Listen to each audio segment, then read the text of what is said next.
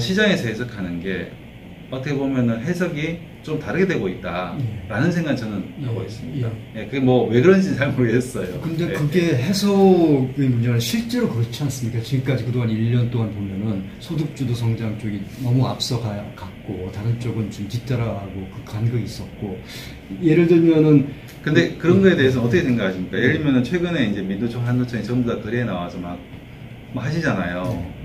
본인들 주장이 아니라고. 그렇죠. 만약에 정말 예를 들면은 그것이 친노조고, 친노동이고, 예를 들면 기업은 예를 들면은 뭐 무슨 소리 났다. 라고 하면 진짜 그걸 갖다가 받았어야 되는 거 아닌가요? 근데 어쨌든 하시는 거에 대해서 일단은 야, 그것이 과연 적정한 절차에 의한 것이냐에 대한 이야기를 어떻게든 말씀은 안 하셨지만 하여튼 그거에 대해서 예를 들면 사인은 계속 주고 계시는 거라고 저는 생각하거든요. 예, 그래서 이걸 단순히 그냥 이분법적으로 예를 들면 친기업이냐, 친노동이냐, 친노조냐 이렇게 해석을 해서는 돌파구가 참 나오기 힘들지 않느냐. 뭐 그런 생각을 개인적으로 좀 가지고 있습니다. 그 확실해야 되고 이 주목거리가 당연히 가셔야 되는 거고 그 대기업 특히 저 한국의 대표적인 기업 CEO하고는 늘 만나야 되고 근데 그것 자체가 좀 그 뭐랄까 이 말로는 이제 기업을 중시하고 기업을 일자리 그 기능을 이제 중시하겠다고 하시지만 실제로는 그게 아닌 게 아니냐라는 이제 의심을 많이 하고 있는 거거든요. 그렇죠. 그러니까 그게 의심을 하고 있다에 대해서는 공감 120% 하고요. 저도 그게 문제라고 생각하고요. 근데 그런 생각을 정말 가지고 있는 거냐에 대해서는 저는 아닌 것 같다라는 말씀을 드리는 거고요. 그렇죠. 그렇죠.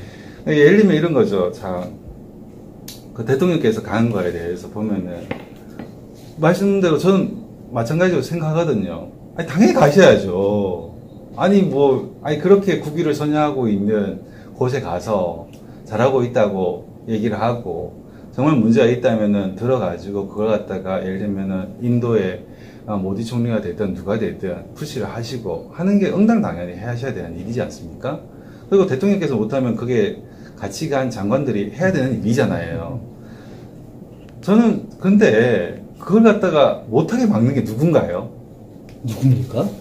생각해보면은, 가만히 생각해보시면은, 독대 문제가 생겨가지고, 대기업과 독대 문제가 생겨가지고, 그게 화제가 되고 이슈가 되는 거는 지난 정부예요. 그렇죠. 그리고 그게 여전히 남아있는 거예요. 여론이나 언론들도 그걸 갖다가 화제를 하죠. 그렇지 않습니까? 예를 들면은, 모 언론은 대통령 방인도와 관련된 뉴스 중에 삼성에 간 얘기밖에 안 해요. 그러니까 그걸 비판적으로 쓴단 말이죠. 그렇죠. 그렇죠. 그런 좌파 매체들이 있죠. 그러니까 그게 뭐 좌파 매체는 뭐가 되든 하여튼 그런 있죠. 여론이 있지 않습니까? 근데 가만히 생각해보면 대통령이 인도 왜 갔습니까? 인도를 4강 수준, 5강 수준 올려서 수출을 갖다가 미국과 중국의 일변도에 있는 거를 자, 신북방, 신남방 정책을 해서 4강 정책을 해서 골고루 수출을 가지고 가자. 뿐만 아니라 인도에서 예를 들면은 좋은 것도 있으면 우리도 수입하자. 그러니까 세파 같은 얘기가 나오고 그렇죠. 어떻게 보면은 균형 외교를 하기 위한 굉장히 중요한 초석이거든요. 제가 보기에 국빈 방문이라는 것이. 근데 언론에서 다루는 게 인도 그 삼성 공장 가는 걸 비판적으로 다루는 것밖에 없어요. 이 밸런스 있는 보도를 하는 거죠, 저는. 자, 그런데 국민들이 그렇게 보기 때문에 언론도 그렇게 갈 수밖에 없는 영역이 있는 거거든요. 자, 국민들 왜 그렇게 됐을까요? 그러니까 이거는 제가 보기에는 하루아침에 안 풀린다는 거죠, 어떻게 보면은. 예, 그래서 저는 생각적으로 걸린다는 생각이 들고요. 그래서 제가 계속 말씀드렸지 않습니까? 간극이 있는 건 맞다. 시장에 그렇게 하고 있는 것 같다. 저도 기업인 아니냐. 저도 기업인 만나서 얘기해보면 답답하다. 이런 얘기를 해드리는 거죠. 정부 내에서도 이 인정감은 늘 있어야 된다고 생각하는 거고요. 아니 자 가만히 생각하면 여당 의원들도 지금 100 몇십 분 되잖아요. 제가 숫자 그러니까 제가 뭐 숫자를 잘 기억하는 스타일이 아니라서요. 근데 119분이 다 똑같은 생각일까요? 장기 존속 규제를 없애는데 생각보다 그랜들 중에 하나가요. 여당의 추진력도 있습니다. 그렇지 않습니까? 그러니까 자 대통령께서 혁신성장을 밀어야 된다. 혁신성장을 밀기 위해서는 장기존속 규제는 해소해야 된다. 라는 어떤 천명을 하였으면 여당도 사실 힘을 실어주셔야 되는 거거든요. 제가 보기에는. 그래서 물론 지금 이제 홍영표 원내대표께서는 하려고 예, 하죠. 굉장히 하겠다라고 강인한 의지를 보이고 계시니까 전 될 거라고 여전히 긍정적으로 생각하고 있습니다만은 근데 여당 의원들도 힘을 갖다 같이 합해 주셔야 된다는 생각은 저는 가지고 있고요.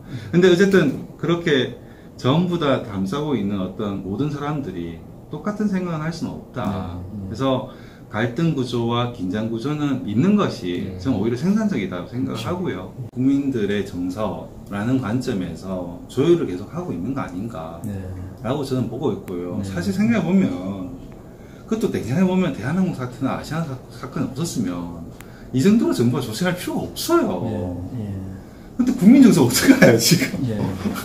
그러니까 지금 저는 정말 원망스럽습니다. 근데 저 위원장님도 만약 그 대통령과 이제 아니 저는 뭐 그거 국민은 제일 잘 모르겠고요. 제가 정치인은 아니니까 그건 정말 그런 걸 고렸을 거란 말이죠. 예. 그러니까 주세요. 그 일단 그 어떻게 보면은 박승훈 논술위원께서 말씀하시는 영역에 사실 어떻게 보면 저는 좀 속해 있기 때문에 그런 비판에 속해 있기 때문에 오히려 좀 현 정부를 두둔하는 발언을 하게 되는 그렇죠. 뭐 그런 어떤 그러고 생각을 좀 해주시면 좋겠고요. 근데 보면은 이런 거죠. 현재 있는 저희 한국이 겪고 있는 굉장히 많은 문제들 생각해보면은 조선업이 무너지고 자동차업의 경쟁력이 좀 감소되고 그러면서 사실 생긴 것들이 많거든요. 보시면 아시겠지만 조선업 지금 거의 다 날아가지 않습니까? 조선업에서 아마 몇만 개 일자리가 날아갔을 거예요. 중소형 뭐 다 죽었습니다. 예, 그러니까 왜냐면 현명세들 다 이제 자동차도 경쟁력이 현대 기아가 중국에 또 열심히 했지만 그것도 경쟁이 또 어떻게 보면은 근데 조선업의 그 어떤 문제가 현 정부에서 바로 생긴 게 아니지 않습니까? 그리고 그런 큰 어떤 변화라는 거는 하루아침에 팍 이해 안 되거든요. 물론 저도 이제 예를 들면 4차 산업혁명위원회 맡아가지고 예를 들면 헬스케어와 같은 신산업을 지어야 된다. 그리고 스마트시티와 같은 세움을 해야 된다. 라고 하지만 그건 전부 다 이제 발화되는 이제 씨앗들이 심어지는 그래서 일자리라고 해봤자 예를 들면 향후 2, 3년을 바라보면 그게 예를 들면 10만 개 일자리를 만들겠습니까? 사실 그렇지 않다고 저는 생각하거든요. 그래서 자 현재 위기감이 크다라는 거에 대해서는 120표 공감하는데 그 문제 자체가 과연 하루 이틀 예를 들면 급격한 어떤 무언가 정책을 취했을 때 과연 될 것이냐에 대해서도 좀 보수적으로 좀 바라봐야 된다 라는 쪽에 저는 속하죠. 물론 그렇기 때문에 더 빨리 뛰어야 되는 거 아니냐라고 얘기하시는 건 공감하고요. 그러니까 저도 김동연 경제부총리께서도 여러 자리에서 사실은 답답함을 토로하시고 해야 되겠다고 얘기하시고 또 열심히 움직이고 계시고 하는 거라고 저는 생각하는 거거든요. 그래서 어떻게 보면 그게 좀 시간이 걸린다라는 관점은 좀 견제해 주시면 어떠냐. 비판 계속 하되 이런 얘기입니다.